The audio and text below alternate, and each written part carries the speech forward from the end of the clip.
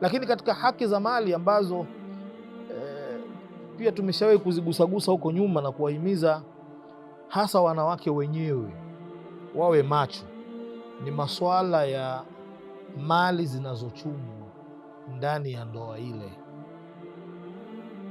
Uislamu umeweka haki ya kumiliki mali kwa wanadamu wote. Kila mmoja ana haki ya kumiliki mali ya kwake binafsi.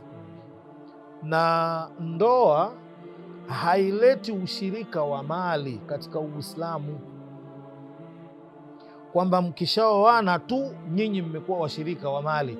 Mali ya mume ni ya mke, mali ya mke ya mume. Hilo kwenye Uislamu halipo.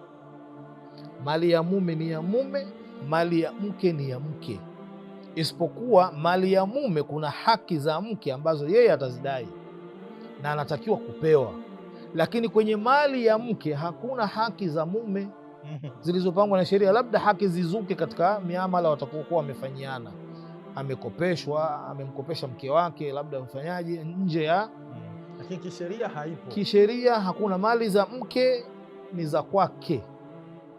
Kama amekuja na mamilioni yake kutoka kwao ni ya kwake, mume huhusiki hata shilingi. Mke naye mali alizokuja kuzikuta kwa mumewe, yeye hahusiki nazo hata shilingi moja. Yeye anatakiwa tu kupewa haki zake. Haki zinakuja mke atakapofariki, mume ana haki kurithi katika mali ya mkewe. Mume atakapofariki, mke ana haki ya kurithi katika mali ya mumewe. Lakini wakiwa hai, kila mmoja mali zake.